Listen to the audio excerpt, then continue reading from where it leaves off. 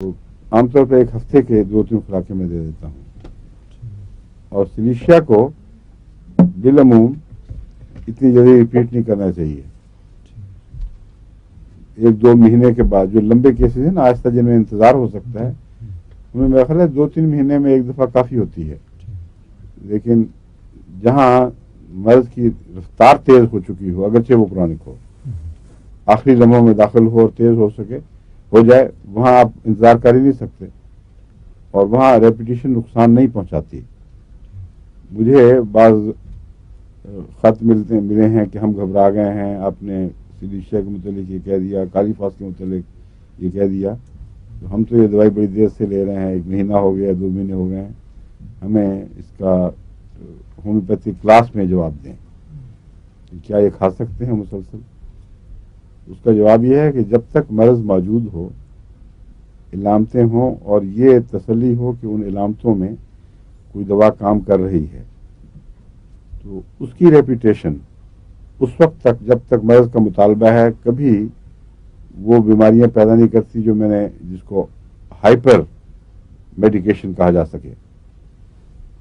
Medication ज़्यादा होने से जो इलामतें पैदा होती हैं, जैसा कि सिलीशिया की बाज़ या इसका कालीफास के मुतालिक मैंने बताया था, अगर मरीज़ तलब कर रहा है तो फिर दें बेशक, लेकिन एलोपैथिक डॉक्टरों के लिए तो आसानी है, वो टेस्ट भी करवा सकते हैं, और इंग्लिस्तान वगैरह में तो हर मरीज़ को ये सहूलत है।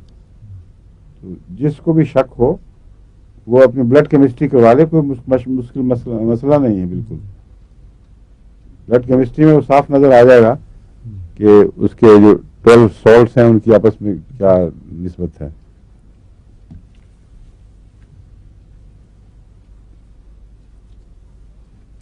एक मैंने आपको बताया था कि नरम कब्ज़ और नरम इजाबत, रसुल्ला का बताया था ना मैंने आपको, इसमें भी नरम इजाबत होती है।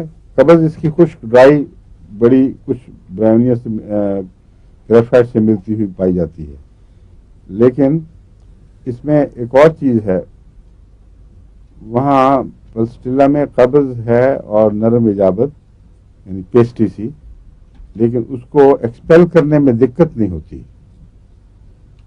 वो 2-3 दफ़ा इजाबत के लिए आदमी जाएगा, जितनी भी है वो एक स्टूल उसका वो निकल जाएगा।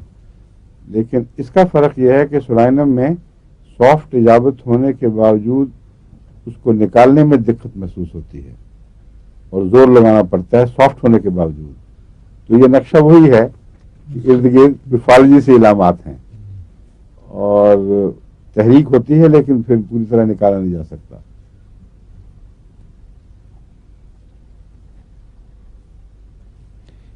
ये नरम इजाबत में जो इनखला ज़रा मुश्किल हो, इसमें एल्यूमिना, चाइना और नक्स मॉस्किटा भी इसके मुशाबे हैं।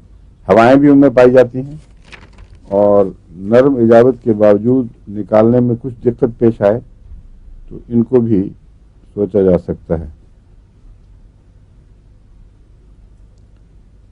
अफारा इसका मैंने बताया था एल्यूमिना, चाइना वगैरह से मिलता है, और एलो उसमें अफारे के लिहाज से एक बहुत ज़्यादा हवा पैदा करने वाली दवा है।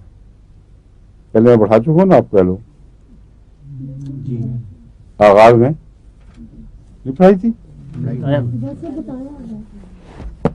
एलो के मुतालिक क्या बताया हुआ है? हाँ ठीक है, पढ़ाई हुई है, पूरी तरह पढ़ाई हुई है, और हवा का उसका पॉकेट कहाँ बनता है सब कुछ बता चुका हूँ।